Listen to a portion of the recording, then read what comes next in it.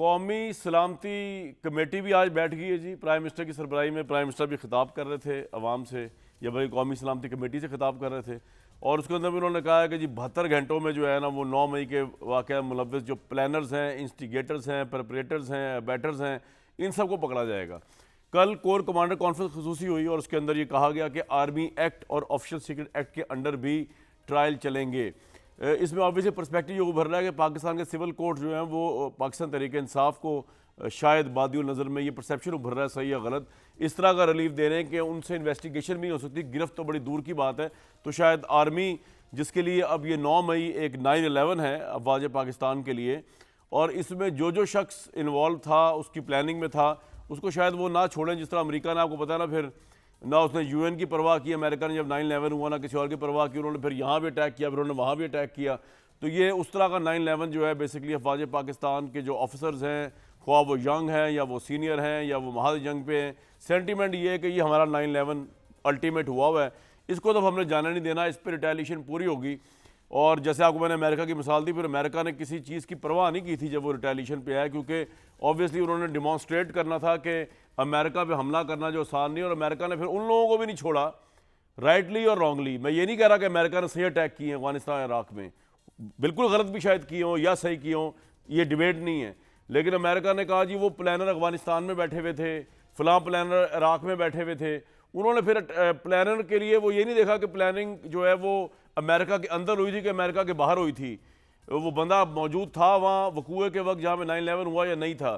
तो ये 9/11 का सेंटीमेंट है। तो अब इससे कोई फ़र्क नहीं पड़ता कि जो वाक़यात थे इनमें आगे आगे कौन था, वो तो है ही काबिल गिरफ्त, लेकिन जो पीछे प्लानर हैं फ़ौज ये समझती है कि उनको तो बिल्कुल नहीं छोड़ना, क्योंकि असल में तो वो हैं जिन्होंने इस नहज तक इनको पहुँचाया। ये जो गुंडे मवाली निकले हुए थे डंडे शंडे लेके और नज़रिए के नाम पे और पार्टी के नाम के ऊपर जो है पाकिस्तान के साथ जंग में मुलव्विस थे। आर्मी एक्ट बड़ा शदीद एक्ट है। मेरे सामने क्लॉज मैं आपको कल भी सुनाई थी, लेकिन मैं आपको ब्रीफली बता दूं, एक बहुत बहुत बहुत सीनियर फौजी ऑफिसर जो है रिटायर्ड, उनसे मेरी बात हुई, बहुत ही अहम तरीन ओहदों पे रह चुके हैं वो। उन्होंने मुझे बताया प्रैक्टिकली होता क्या। उन्होंने कहा आर्मी एक्ट के अंडर ये जो कोर्ट चल रहे होते हैं ये अभी भी लगे हुए हैं, ये नहीं कि स्पेशली कोई आर्मी एक्ट जो है वो अभी इनेक्ट हो जाएगा और वो ख़ास इस काम के लिए। ये जो बॉर्डर्स पे सिविलियंस को पकड़ते हैं, जो इस तरह की जासूसी में मुलव्विस होते हैं इंडिया के साथ पाकिस्तानी, वो सब उसके अंदर आते हैं। एक तो फ़ौजी आते हैं जिन्होंने अगर कोई ऐसा काम किया हो जो मुल्क के इंटरेस्ट के ख़िलाफ़ हो, ख्वाह वो जासूसी है अपने मुल्क के ख़िलाफ़ करना या कोई सीक्रेट्स देना दूसरी कंट्री को या उसके लिए जासूसी करना, फिर इसमें सिविलियंस भी आते हैं। तो ये तमाम चीज़ें आर्मी एक्ट, आर्मी कोर्ट चलती रहती हैं। और आर्मी कोर्ट जो होती हैं वो मेजर से लेके एक कर्नल तक जो है वो इसको बेसिकली एजुकेट कर रहा होता है, और उसके अंदर एग्जेक्ट ब्रांच जो है उसकी लीगल एडवाइस चल रही होती है, और सिविल लॉयर जो है वो दिया जाता है जिसके ऊपर ये केस बनता है। मतलब अगर किसी पे केस बन जाएगा तो ये नहीं होगा मिलिट्री का कोई लॉयर ही होगा, उसको सिविल लॉयर तक की एक्सेस भी दी जाएगी। इसमें एक तो स्पीडी जस्टिस होता है, क्योंकि वो मैंने उनसे पूछा, वो जो बड़े सीनियर ऑफिसर थे जो फौज के रहे रिटायर्ड, उन्होंने बताया कि स्पीडी ट्रायल ये इसलिए होता है मिलिट्री कोर्ट का कि इस मिलिट्री कोर्ट एक केस के लिए मुतय्यन की जाती है। मतलब अगर एक केस है, एक बंदा है, तो उसको उन्होंने उसी का ट्रायल करना है, दिन रात करना है, 15-20 दिन भड़का देना है उसको। वो ये नहीं होगा कि जी पेशियां चल रही हैं, लंबे लंबे काम हो रहे हैं, जिस तरह हमारे यहाँ पे कोर्ट तो ऑब्वियसली उनके पास हर तरह का केस आया होता है। मिलिट्री कोर्ट जो बनेगी वो उसी पर्पज़ के लिए बनेगी कि फलां बंदे का ये जुर्म है तो अब उसने वही फोकस, तो वो स्पीडी जस्टिस भी हो गया। फिर उसके ऊपर एक अपीलेट कोर्ट होता है, वो भी मिलिट्री का ही होता है। अब मैं आपको बता दूं, जब तक ये सारा काम चल रहा होता है, जब फौज या पुलिस मिलिट्री एक्ट के अंदर बंदे को पकड़ती है, इसके अंदर सिविल कोर्ट जो है, session court, supreme court, high court, ये इंटरवीन नहीं कर सकते। ये मैं बताऊंगा इंटरवीन करेंगे, लेकिन कहाँ करेंगे बता देता हूँ आपको मैं। अच्छा, अब जब आपने पहला ट्रायल हो गया और उसे वो मुजरिम साबित हो गया, 14 साल भी कैद हो सकती है, कैपिटल पनिशमेंट भी हो सकती है, फांसी की 7 साल कैद भी हो सकती है, 2 साल भी हो सकती है, 1 साल भी जुर्माना भी हो सकता है। तो उसके बाद अपीलेट कोर्ट है, वो भी मिलिट्री का है, उसके अंदर वो बंदा जाएगा। अपीलेट कोर्ट से भी अगर जो है वो फारिग हो गया और उसकी मानी नहीं गई, तो फिर chief of the army staff के पास एक अपील जाती है। अगर chief of the army staff या फिर नॉमिनेट बंदा जो ऑफिसर होता है उसके जरिए उसको भी रिजेक्ट कर दें, फिर मर्सी पिटिशन भी chief of the army staff के पास जाती है। उसके बाद अगर फिर भी सारे ऑप्शन खत्म हो जाए मिलिट्री के और उस बंदे को फांसी या कैपिटल पनिशमेंट या बड़ी सजा हुई हो, वो सुप्रीम कोर्ट ऑफ पाकिस्तान जाके उस पर स्टे या उस पर कार्रवाई करवा सकता है। लेकिन ये जो सारे मराहल हैं इसके अंदर सिविल कोर्ट की जुरिस्डिक्शन नहीं। मेरे साथ आमिर इलियास राना साहब मौजूद हैं, इरशाद भट्टी साहब और मुर्तज़ा सोलंकी साहब। सोलंकी साहब, आपके पास आता हूँ सबसे पहले, गुड टू सी यू सबसे पहले तो। और हालांकि हालांकि आपके ऊपर कोई ऐसा इल्ज़ाम नहीं है जिसमें आपने या आपके कोई गुमाश्ता हो या आपकी कोई माफिया हो या आपकी कोई पार्टी हो जिसने कोई मुल्क के एहसासों पे हमले किए हों, और इसलिए मैं आपको बड़ा सेफली गुड टू सी कह सकता हूँ। तो sir good to see you, मुझे ये बताइए कि ये जो आर्मी एक्ट आया है इस सिचुएशन के अंदर, इसमें एक तरफ इमरान खान है जो वो कह रहे हैं कि हमारे पास किसी भी आज़ादाना तहकीक इंक्वायरी में पेश करने के लिए काफ़ी शवाहिद मौजूद हैं कि एजेंसियों के एहलकार मुलविस थे। एक उनका ये बयानिया अब नया बन रहा है, काउंटर बयानिया। दूसरी तरफ जो है वो फौज का गम और गुस्सा और वो आर्मी एक्ट के तहत कार्रवाई करना चाहती है। किस हद तक ये आर्मी एक्ट इमरान खान साहब के लिए पर्टिकुलरली जो है वो बड़ा खतरनाक हो सकता है और किन ग्राउंड्स पे हो सकता है? वो तो कह रहे थे मैं वहां पे जेल में था, ये सारा कुछ हुआ। जी, एक तो आपको भी देखकर बहुत खुशी हुई और आज हमारे चीफ जस्टिस साहब ने भी इस जुमले का इस्तेमाल किया और ये कहा कि जी अखलाकियात जो है उसके भी तकाजे होते हैं, लेकिन हम अपने जो जज हजरात हैं उनसे अखलाकियात के मामले पर दर्स सुनना नहीं चाहते। हम इंसाफ चाहते हैं और वो भी बगैर इम्तियाज के, कानून के मुताबिक और आइन के मुताबिक।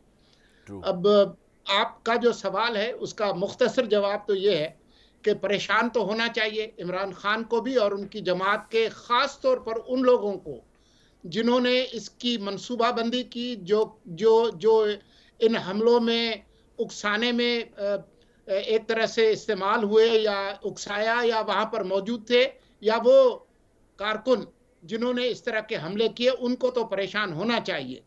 अब बात यह है कि पाकिस्तान के अंदर ये आर्मी एक्ट जो है वो अभी सामने नहीं आया, ये तो कब का मौजूद है। और जब इमरान खान वजीर आजम थे उस वक्त भी काफ़ी लोगों पर, जिनमें सिविलियंस भी थे, उन पर भी मुकदमे बने, कुछ लोग अभी भी जेल में हैं। तो अगर ये बहुत बुरा कानून है तो खान साहब, क्योंकि अजीम इनकलाबी जमहूरियत पसंद है, उनको ख़त्म कर देना चाहिए था। मैं और आप तो सिर्फ यही कह सकते हैं कि किसी पर भी इंतकामी तौर पर नाजायज उसका इतलाक नहीं होना चाहिए, गलत मुकदमा ना बने। और हाई कोर्ट भी जब सजा हो जाए किसी आर्मी एक्ट के तहत तो उनको रिलीफ दे सकती है। वकार सेठ साहब के पेशावर के जो फैसले हैं वो आपके सामने होंगे, सुप्रीम कोर्ट भी है। लेकिन मैं और आप इस पर मुत्तफिक हैं कि किसी पर भी झूठे मुकदमात नहीं बनने चाहिए जिस तरह से इमरान खान के ज़माने में बनते थे। सर आप इस किस हद तक इमरान खान की, मुर्तज़ा साहब, इस बात से एग्री करते हैं कि उन्होंने सीधा ब्लैंकेट लगा दिया इल्ज़ाम एजेंसीज के ऊपर? एक तरफ वो कह रहे हैं कि मैं जेल में था, मुझे पता ही नहीं क्या हुआ, दूसरी तरफ उनको ये तो पता है कि वो लोग जो तहरीक इंसाफ का झंडे लेके वहाँ निकले हुए थे और उनकी लीडरशिप भी उनको लीड कर रही थी, उनको तो उन्होंने ब्लैंकेट वो कह दिया कि ये नहीं है। लेकिन उनको ये पता है इमरान खान को वहाँ एजेंसियों के लोग थे, हालांकि इमरान खान बहर सूरत दोनों सूरतों में जेल के अंदर थे। तो इस बयान के मुतालिक आपकी क्या राय है जो इमरान साहब आप एजेंसियों के ऊपर काउंटर इल्ज़ाम लगा रहे हैं कि एजेंसियों ने जो है अपने तंसीबात पे हमला कर दिया? खान साहब जो है वो सिर्फ दिफा नहीं करते बल्कि जारहाना दिफा करते हैं। उनकी जो हिकमत अमली सियासत में हमेशा रही है वो ये है कि मेरा काम इल्ज़ाम लगाना है, आप साबित करें कि ये इल्ज़ाम सच्चा है या झूठा है। यही उनका तरीका वारदात है, इसमें कोई नई बात नहीं है। वो ऑफेंसिव डिफेंस जो है उसके कायल हैं और वो उसी का इस्तेमाल करते हैं। और उनका ख्याल ये है कि ये हिकमत अमली क्योंकि माजी में कामयाब रही है इसलिए आइंदा भी कामयाब होगी। राइट।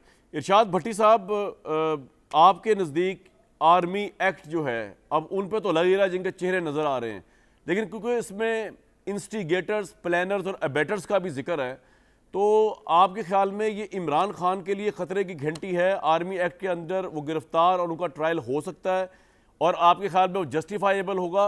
और मैं आपसे उम्मीद करता हूँ कि आप जवाब, हम इस पर डिस्कशन जो करें वो ऑब्वियसली अखलाकियात की बुनियाद पे ना करें, इंसाफ की बुनियाद पे करें कि ये कानूनी लिहाज से जस्टिफाइबल होगा या नहीं।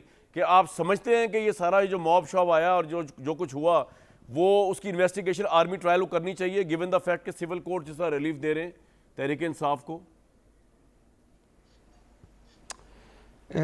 देखिए कामरान भाई, चूंकि चीफ जस्टिस साहब ने आज कहा है कि मैं हर किसी को कहता हूँ गुड टू सी यू, तो आप सारों को देखकर मैं भी कह रहा हूँ गुड टू सी यू।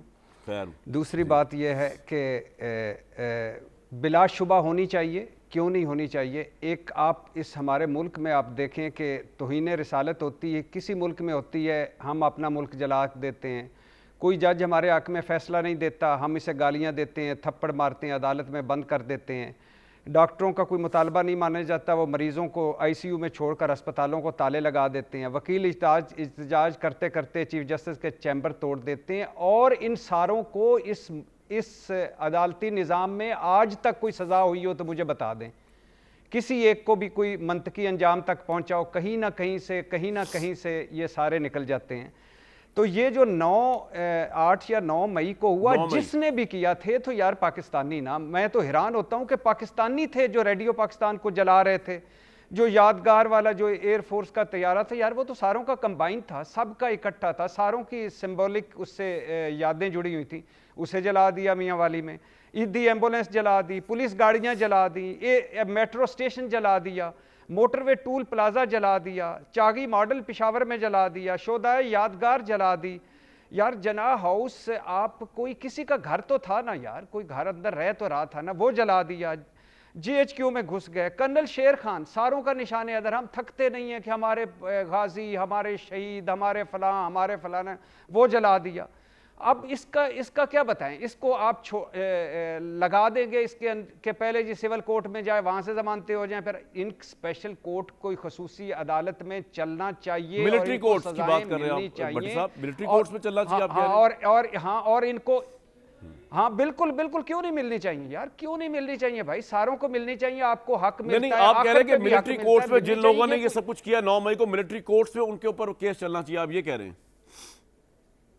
जी अब अभी मैं सुन रहा था 2-3 लायर्स का भी, जिसमें अली जफर साहब जो तरीके इंसाफ के, वो उनकी अगर कोई सिविलियन आर्मी तनसीबात पर हमला करे तो इस पे आर्मी एक्ट के तहत मुकदमा चल सकता है, तो चलाना चाहिए, इबरत का निशान बनाना चाहिए। अब सर आ जाए ना भट्टी साहब, आपके ख्याल में ये जो लग ये रहा है कि जी शायद इमरान खान भी इसकी प्लानिंग इंस्टिगेशन में पकड़े जाएं, आपके नज़दीक ये केस इमरान खान पे बनता है इन्वेस्टिगेशन की हद तक, मिलिट्री कोर्ट ट्रायल, या नहीं बनता?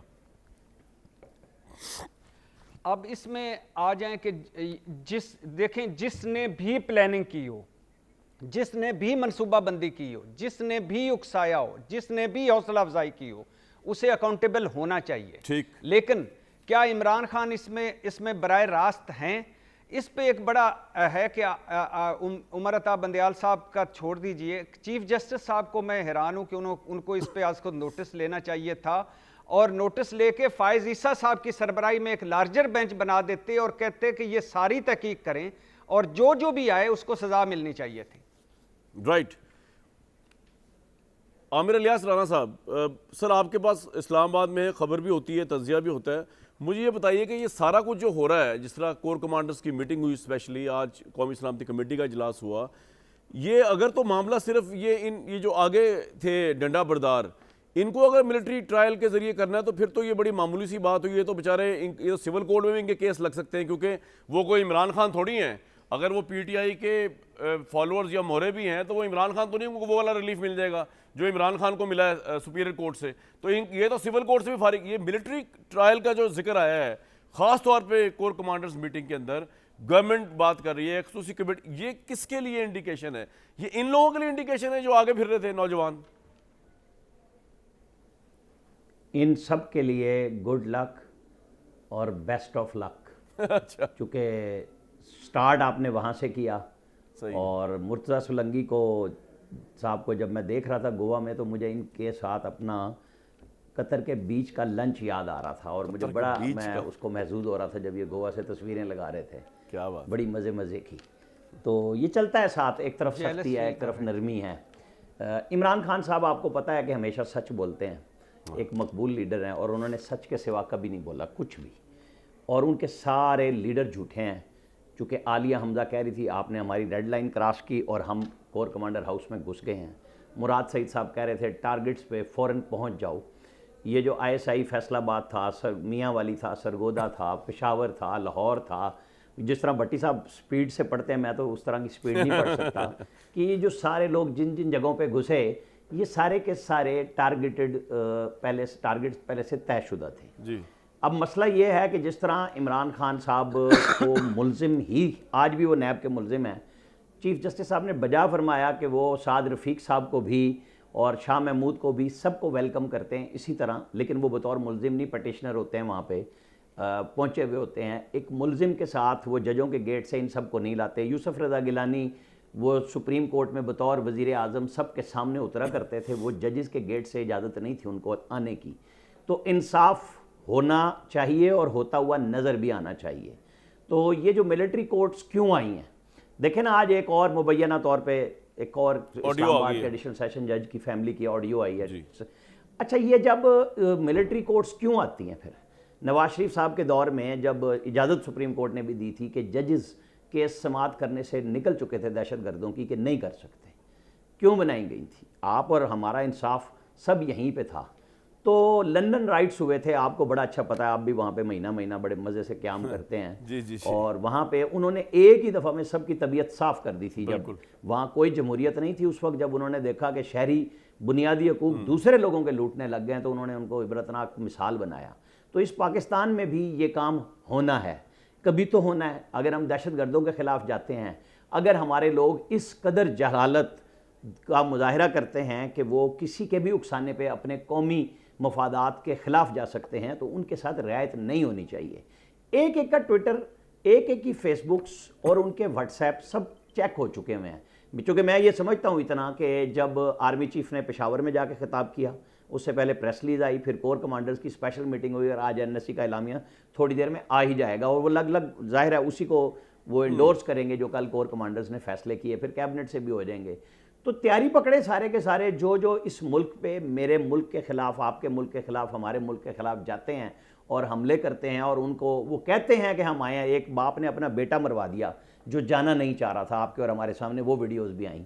तो ये अकल के नाखून जो नहीं लेते, तो या तो इन्हें बॉर्डर पास कर जाना चाहिए, क्योंकि यहाँ तो कोई गुंजाइश नहीं है ऐसे लोगों की, क्योंकि ये नहीं है माफिया मंगवा के आप उनके ऑडियोज चला दें। क्यों भाई?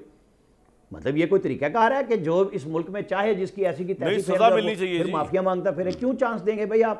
आप सब जो लोग इसमें इन्वॉल्व हैं, जिन के आपको जियो फेंसिंग होनी है, आपने ज़ाहिर है शहबाज शरीफ का भी खिताब हमने भी सुना कि बेगुनाह को छोड़ेंगे और गुनाहगार को छोड़ेंगे नहीं। तो हम यही तवक्को करेंगे कि जो हमारी मिलिट्री फोर्सेज हैं, इंटेलिजेंस एजेंसीज हैं, वो इतना शफाफ क्रिस्टल करेंगे कि बाहर से गुजरता हुआ नहीं, कोर कमांडर हाउस के अंदर कुटाई करता हुआ उस घर की नहीं, उस पाकिस्तान की अजमत को आप छोड़ दें। किसी से आपको इख्तलाफ है या नहीं है, वो पाकिस्तान की जगह थी, वो हमारी अलामतें होती हैं। जब आप इस तरह की हरकतें करते हैं, जब आप GHQ के गेट पे जाके जुतियां मारते हैं और पत्थर चलाते हैं, तो इसका मतलब है कि आप ज़हनी तौर पे मफलूज हो चुके हैं।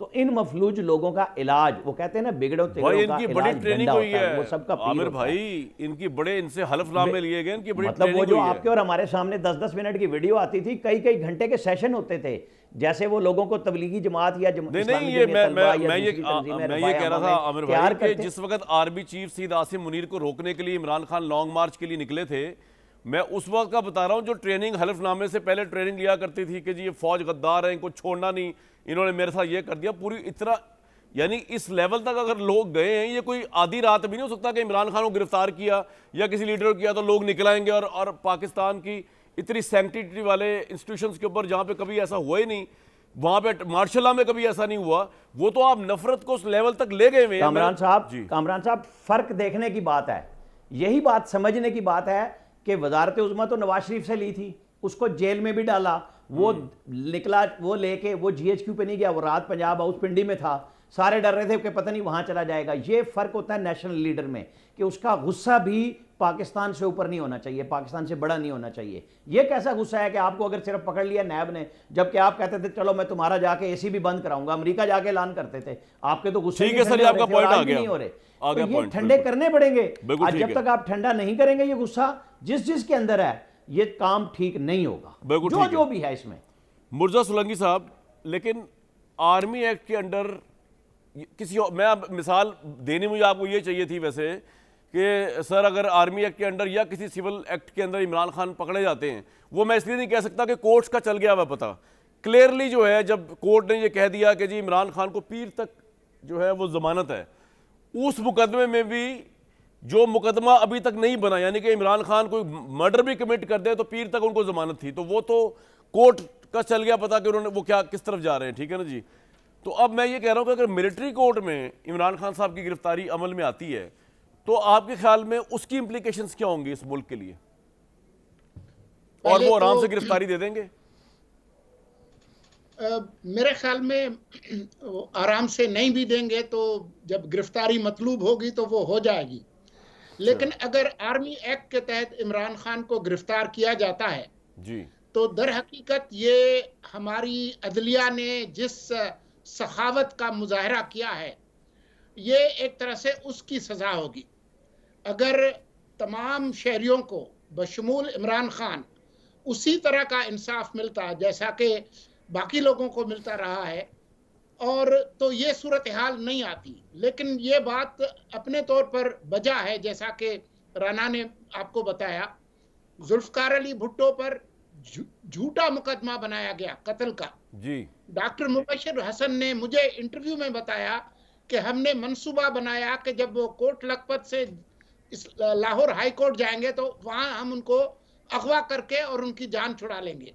जब भुट्टो को पता चला तो उन्होंने सख्त गुस्सा किया कि इस तरह की बेवकूफ़ी की हरकत कभी ना करना, क्योंकि मैं ये नहीं चाहूँगा कि मुझ पर ये इल्ज़ाम आए कि मैं जान बचाने के लिए मैंने अपने आप को अगवा कराया। भुट्टो के फांसी से 4 दिन पहले जी, उनके भांजे तारिक इस्लाम जो जिंदा हैं, कराची में हैं, उनसे आप पूछ लें। मुझे इंटरव्यू में उन्होंने बताया कि 4 दिन पहले उनसे मिले उनके फांसी से, और उन्होंने यासिर अरफात का पैगाम दिया कि हमें सिर्फ इजाजत दें कि हम पिंडी जेल पर हमला करके आपको यहां से निकाल के ले जाएं। ये इंटरव्यू में उन्होंने कहा, और कर्नल रफी ने जिक्र किया है कि हाँ, ये 4 दिन पहले मिलने आए थे।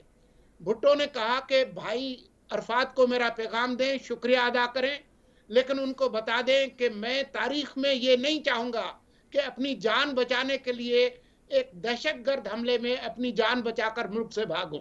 ये होती है लीडरशिप। यहाँ गिरफ्तारी का खतरा है तो जल्दी जमान पार्क पहुंचो, क्योंकि इमरान हमारी रेड लाइन है। राइट, बड़ा डिटेल से आप बताया। भट्टी साहब, जो सवाल मैंने पूछा है मुर्जा सोलंकी साहब से, उन्होंने अपने हिसाब से जवाब तो दिया है, लेकिन मैं आपके भी कमेंट जानना चाहूँगा इसके ऊपर कि अगर जिस तरह आप अभी फरमा रहे थे थोड़ी देर पहले भट्टी साहब के जो मिलिट्री एक्ट के अंदर आ रहा है उसको छोड़ना नहीं चाहिए और साफ शफाफ ट्रायल होना चाहिए ऑब्वियसली, तो अगर मिलिट्री एक्ट के अंडर इमरान खान गिरफ्तार होते हैं तो आपके ख्याल में उसका रिएक्शन क्या होगा पाकिस्तान में, उसका इम्प्लीकेशंस क्या होंगी पाकिस्तान में? देखिए भाईजान, एक पहली बात तो ये है कि जब बेनज़ीर भुट्टो इधर कत्ल हुई तो उस वक़्त भी 4 दिन मुल्क जो था वो हंगामों में रहा, मगर जिस तरह प्लानिंग के तहत या इस तरह मनसूबा बंदी के तहत एक तरफ नहीं मोड़ा गया था कि आपने एक जाके फ़लाँ हाउस में घुस जाना है, GHQ में घुस जाना है, फ़लाँ मज़ार को जला देना है, फ़लाँ शोदा को जला देना, उनका वो करना है। तो ये एक अनफॉर्चुनेटली आप सिर्फ एक सिंपल बात देखिए कि 8 और 9 मई से पहले की तहरीक इंसाफ और 8 और 9 मई के बाद की तहरीक इंसाफ, पता नहीं ये 1 साल से हम इसी में लगे हुए थे कि प्लीज़ आप मीर जाफ़र मीर सादिक से निकलें, प्लीज़ आप ये। भट्टी साहब, आपको लगता है इमरान खान को बहुत नुकसान हुआ है ये 9 मई के वाक़यात से एज अ पार्टी? आज उनके एक MNA कराची से जो है मौलवी साहब जो है उन्होंने रिज़ाइन भी कर दिया है, आपको लगता है नुकसान भी बहुत हुआ? फिर मेरे सवाल का जवाब दे दीजिएगा अगर आपको टाइम है आपके पास जवाब देने का। जी, पहली बात तो ये है कि डेफिनेटली मैंने कहा है ना कि पाकिस्तान तहरीक इंसाफ 8 मई से पहले बिल्कुल दूसरी थी, 9 मई के बाद बिल्कुल एक तहरीक इंसाफ दूसरी है। 80% उसकी जो क़यादत है वो या रोपोश है या जेलों में है। आप ये गमो गुस्सा देखें जो कि मैं जस्टिफाइड नहीं, आलिया हमजा का घर हो, उस्मान डार का घर हो या किसी का भी घर हो, जस्टिफाइड नहीं है, लेकिन ये क्या है, कोई है? अब क्या हम फॉर एग्जांपल किस चीज़ को डिफेंड करेंगे इमरान और इमरान खान साहब? अगर इमरान खान साहब एक अच्छा कितना होता कि जहां उन्होंने 11 घंटे वो रहे थे इस्लामाबाद हाई कोर्ट में, वहां उनको खुले तौर पे मजम्मत करते, कहते कि यार ये उन्होंने उल्टा कहा कि मुझे गिरफ्तार करेंगे दोबारा यही रिएक्शन आएगा, उन्होंने ये कहा है। हाँ नहीं नहीं नहीं नहीं, यही वो देखे ना, मजम्मत करते कहते कि यार पूरा मन रहो, गिरफ्तारी गैर कानूनी सही, गिरफ्तारी गलत सही, केस की जिस सतह पे गिरफ्तारी हुई वो गलत सही, लेकिन ये हक ये ना करें प्लीज। और बाकायदा, और होना तो ये चाहिए था कि उससे पहले 9 मई को जिस दिन अभी इमरान खान अंदर ही थे, उससे पहले पाकिस्तान तहरीक इंसाफ को बाकायदा तौर पे इसकी मजम्मत करनी चाहिए थी। इमरान खान साहब अगर मजम्मत करते तो आज सूरत डिफरेंट होती। और दूसरी बात ये, नुकसान बहुत ज्यादा हुआ है। और नुकसान क्या हुआ है? नुकसान ये हुआ है कि अब आपके मामलात इस्टेब्लिशमेंट से पॉइंट ऑफ नो रिटर्न पे पहुंच चुके हैं। अब आपकी जो मकबूलियत है वो अब आप इलेक्शन खत्म, मुज़ाकरात खत्म, टॉलरेंस खत्म। अब आपने अपने सारे जो 13 महीने से तहरीक इंसाफ को एक आप इस्तिजाजी मूड में रखा हुआ था, जो थक गई थी एक तरह, जो इस मुसलसल कर रही थी, अब क्या है, हर कोई अपने मुकदमे में, हर कोई अपने, अब इलेक्शन भूल गया, आइन भूल गया, बाकी सारा कुछ भूल गया। बिल्कुल सर, आपका पॉइंट आ गया ये, बिल्कुल ठीक है। अब मैं जो सवाल आपसे किया था उसका आपने जवाब, आपने अपने साथ तज्जिया किया, लेकिन मैं ब्रेक से पहले आमिर इलियास राना साहब आपके लिए वही सवाल कि अगर इमरान खान आर्मी एक्ट में गिरफ्तार होते हैं उसकी इम्प्लीकेशन क्या है? अच्छा जी, बात यह है कि ये चूँकि फ़र्ज़ किया हुआ सवाल है और नज़र भी आ रहा है कि जब वो मनसूबा साज कह रहे हैं तो जो भट्टी साहब को 8 और 9 मई से पहले तहरीक इंसाफ मुख्तलिफ नज़र आ रही थी, मुझे 25 मई को भी यही नज़र आ रही थी, जब चीफ जस्टिस साहब ने, उनके बेंच ने यह कहा था कि शायद इमरान खान साहब को पता नहीं चला होगा, ये शायद आंसू गैस से बचने के लिए दरख्त चलाए गए होंगे। अगर उस वक्त तौहीन अदालत का कानून लग जाता, वो बेंच फैसला कर देता, जो बाद में इंटेलिजेंस रिपोर्ट भी मंगाई, तो आज ये वाक़यात ना होते। जब आप खुली झूठी देते हैं तो मौलाना फजलुर रहमान भी फिर जवाबन आपके पास पहुंच जाते हैं। वो भी जस्टिफाई नहीं था जिस तरीके से पीडीएम ने ला के सारों को बिठाया, लेकिन मजबूर कौन कर रहा है? क्योंकि सब अपनी अपनी हदूद से बाहर जा रहे हैं। अदलिया इमरान खान के लिए ऑल आउट चली गई, पहले आर्मी चली गई थी, और 2018 का इलेक्शन प्लेट में रख के दोनों ने मिल के दे दिया था। अब दोनों इकट्ठे नहीं हैं। आर्मी ने एतराफ़ कर लिया है कि हमसे गलतियां हुई, अदलिया नहीं मानने को तैयार, कि जो चीज़ें शौकत अजीज़ सिद्दीकी बता रहे हैं, जो साकिब निसार साहब के बारे में उन्होंने कहा कि हमें नौकरी करने दो, साकिब निसार साहब बिल्कुल जहां बोलना चाहते हैं फ़ौरन बोलते हैं, और अदरवाइज़ कह देते हैं मेरे मरने के बाद किताब आएगी। भाई आप बोलें, सच आज बोलें। नसीम हसन शाह भी बोल के ही चले गए थे दुनिया में। वो जो सुसर थे आसिफ सईद खोसा साहब के, वो जो बाजवा साहब की एक्सटेंशन पे अपनी सदारत के लिए भागे थे और नया इंसाफ फराहम करने लगे थे कि अच्छा आर्मी चीफ की एक्सटेंशन भी छेड़ेंगे, और बाद में अपने ही रिपोर्टरों को बुला के कहा कि मुझे तो इस बिल्डिंग का बताया गया था, और फिर कहा गया यार ये तो ऑफ द रिकॉर्ड गुफ्तगू थी। यहाँ पे सब लोगों को आना पड़ेगा, अपने अपने झूठ और सच बताने पड़ेंगे। तो गिरफ्तारी में क्या होगा अगर अब गिरफ्तारी हो गई? जब लग जाएगा तो किसी किस्म, जब आर्मी एक्ट लग जाएगा तो फिर माफी नहीं होगी। यहाँ पे भुट्टो को फांसी हुई, आज तक इस अदलिया ने उस रेफरेंस को दोबारा छेड़ा। यहाँ नवाज शरीफ को ताहयात नाअहल इस अदलिया ने किया, जब मिल गए थे, लेकिन सर इस वक्त हो गए थे, तो फिर अब यहाँ पे भी सख्ती आएगी। वो एक पार्टी आप तो सिर्फ ये कह रहे हैं कि हाई कोर्ट में उन्होंने मजम्मत नहीं की, वो आज फौज को सियासी पार्टी कह रहे हैं। वो कह रहे हैं कि ये आर्मी चीफ कर रहा है, ये सब कुछ उसके इमाम पे हो रहा है, और वो उस पे बढ़ते चले जा रहे हैं। जब वो डीजी आईएसपीआर नहीं कहते, वो कहते हैं भाई ये सीधी सी बात है। सर मैं एक ब्रेक लूंगा, बिल्कुल ठीक। इससे ज्यादा और बड़ी बगावत की एफर्ट क्या हो सकती है, जो कोई भी करे, कि अगर एक बंदा ये कहे कि जी फौज तो बहुत अच्छी है, हम तो फौज के साथ हैं, लेकिन ये जो टॉप मैन है, जो आर्मी चीफ है, ये बंदा सही नहीं है। मतलब आप पूरी तरह आम फौजी को ये कह रहे हैं, और आप पॉपुलर तरीन लीडर भी हों, आपका इंपैक्ट भी हो, आप अपने सपोर्टर्स को, वोटर्स को और फौज को ये कह रहे हैं कि जी बगावत कर दो। मेरा ख्याल से इससे बड़ी तो सबवर्जन और इससे बड़ी तो कोई वो प्लानिंग हो ही नहीं सकती। लेकिन ऑब्वियसली साबित करना पड़ेगा। इमरान साहब तो कह रहे हैं उनका कसूर कोई नहीं है, तो हो सकता है मासूम हो। एक ब्रेक के बाद जी मासूमियत और जुर्म का ये कहाँ जाके एंड होगा, इस पर बात करेंगे एक ब्रेक के बाद।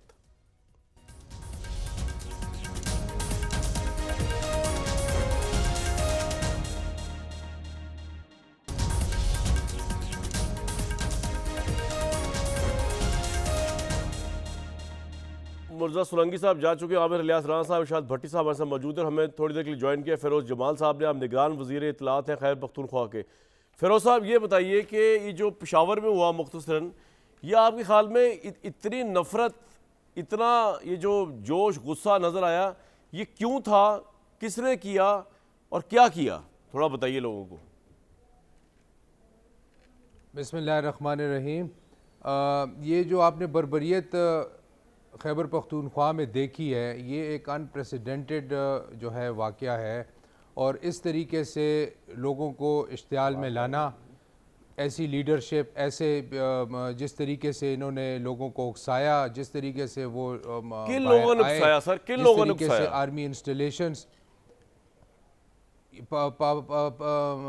पाकिस्तान तहरीक इंसाफ की लीडरशिप ने, और ये आपके सामने नहीं है जो हर रोज़ आप देख रहे हैं टीवी के ऊपर और जलसों में, और ये जिस तरीके से ये इन्होंने किया है। हमने 1000+ अरेस्ट किए हैं वहाँ पे, 1000 से ज़्यादा जो अरेस्ट हुए हैं, FIR कटे हैं, एंटी टेररिज्म एक्ट के उनके ऊपर कईयों पे चार्जेस लगे हैं, 3 MPO के अंदर हुए हैं, और टोटल जो है 33 ऑफिशियल्स हमारे जो हैं वो इंजर्ड हुए हैं, 170 तकरीबन सिविलियंस इंजर्ड हुए हैं, और 8 जो है डेथ्स हुई हैं वहाँ पे। तो इसका ज़िम्मेदार कौन है? किस तरीके से इन्होंने वहाँ पे, आप रेडियो पाकिस्तान देख लें, इतनी हिस्टोरिक वो बिल्डिंग 1935 में जो मार्कोनी है इन्वेंटर ऑफ रेडियो, ये किसी एक खास शख्सियत की मोहब्बत में ये नफरत थी, या ये कोई प्लान्ड नफरत थी, या ये कोई आउटसाइडर्स लाए गए थे जो तहरीक इंसाफ में घुसा दिए गए थे, या तहरीक इंसाफ के जो एडवांटेज लिया किसी ने, यानी कि उन्होंने देखा कुछ और चुकार लोग भी फिर रहे होंगे, उन्होंने कहा ये तहरीक इंसाफ वाले करें, इस आड़ में हम भी कर लें। कौन था ये? इतनी नफरत किस तरह हो सकती है पाकिस्तान के खिलाफ? सर ये देखिए, मैं पहले दिन से ये जो आपको ये अर्ज़ कर रहा हूँ कि हमारा किसी मिसाल पार्टी से हमारा वी आर निगरान सेटअप, और हमारा जो काम है to hold free and fair elections. लेकिन मैं आपको सर एक बात बताऊं कि ये हमारी निगरान सेटअप हो गई, ये हमारे MNA साहिबान हो गए, ये हमारे जजेस हो गए, ये हमारे सुप्रीम कोर्ट के जज हो गए, हाई कोर्ट के जज हो गए। आप ये सब कुछ तब होंगे जब एक कौम की सालमियत रहेगी। सबसे पहले जो है, मैं पाकिस्तानी हूँ और पाकिस्तानी शहरी हूँ, और मुझे दर्द होता है जब मैं देखता हूँ कि जब मेरे मुल्क के साथ कोई इस तरीके से खिलवाड़ कर रहा हो, तो ये मेरा फ़र्ज़ बनता है कि मैं उसकी आवाज़ उठाऊँ। आप देखें कि पिछले 9 सालों में हमारे KPK में क्या इन्होंने किया है। वहाँ पे हमारा सोशल फैब्रिक जो है, हमारी जो शर्म हया, जो हमारी लिहाज, हमारा जो ये एक हमारी सोसाइटी थी जिसके अंदर हम रहते थे, एक लिहाज था, एक तौर तरीका था, एक दूसरे की इज्जत थी, बड़े छोटे की तमीज़ थी, वो इन्होंने सारा जो है वो धर्म भरम कर दिया है, और वही चीज़ें आज हम भुगत रहे हैं। आप ये अरेस्ट देखें कि ये जितने भी आपको मैं लिस्ट प्रोवाइड कर सकता हूँ, जो 1000 ये जो तकरीबन हमने अरेस्ट किए, तो 90% 95% जो है ये 18 से लेके 20 तक इनकी एजें हैं, यानी 18 से 20 साल के बच्चे हमारे। तो ये बच्चों को किसने उकसाया है? ये इन बच्चों को किसने इस नहज पे लाके खड़ा कर दिया है? उनके मुस्तकबिल उनके सामने है। मैं इनके वालिदैन को भी ये कहता हूँ कि अपने बच्चों को खुदारा जो है इन लोगों से दूर रखें। इस जो ये जो मुल्क में ये जो फितना फसाद ये पैदा कर रहे हैं, आप देखिए उन्होंने आर्मी के इंस्टॉलेशंस के ऊपर जा के उनको ललकारा है, यानी हम तो विटनेस थे वहाँ पे। आप ये फोर्ट्स के ऊपर गए, कंटोनमेंट एरियाज में गए हैं, कहाँ ये नहीं गए, और इन्होंने वहाँ पे ललकारा। ये हेट्रेड किसने पैदा किया है? ये सेंटर आर्मी जो है, आपकी अफवाज जो होती है, that is centre of gravity, आपकी मुल्क की दिफा की, आपकी सालमियत की, आपकी यूनिटी की। आप उसको बार-बार मलाइन करते हैं, फिरोज भाई आप मेरे साथ रहिएगा। इरशाद भट्टी साहब आपसे सवाल पूछना चाह रहे हैं। जी भट्टी साहब पूछे फिरोज जमाल साहब से सवाल।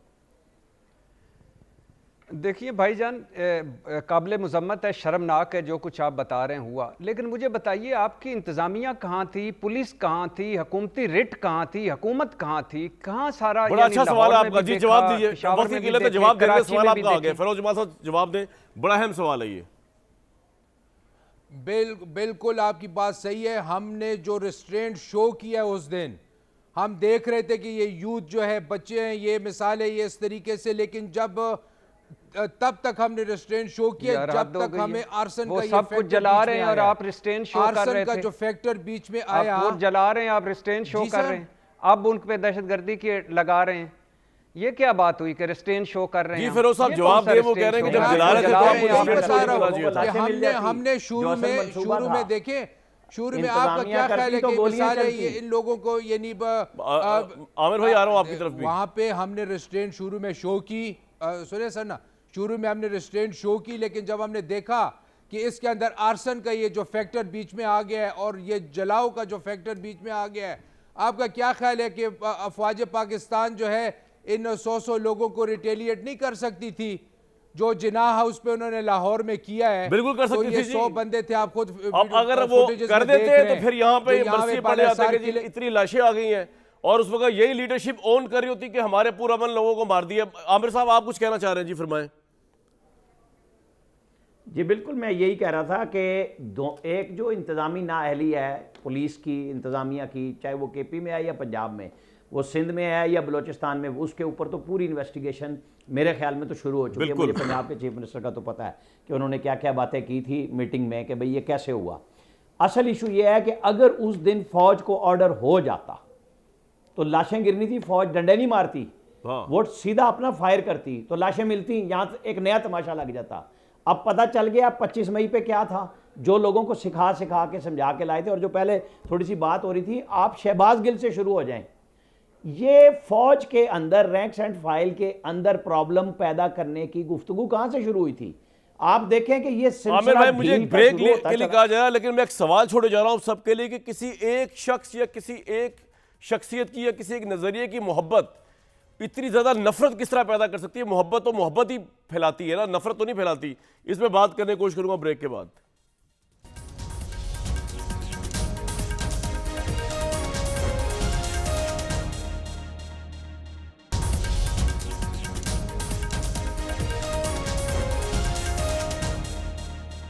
लीडरशिप का काम होता है जी मुल्क जोड़ना, अपनी आवाम के अंदर मोहब्बत पैदा करना, इत्तेहाद पैदा करना।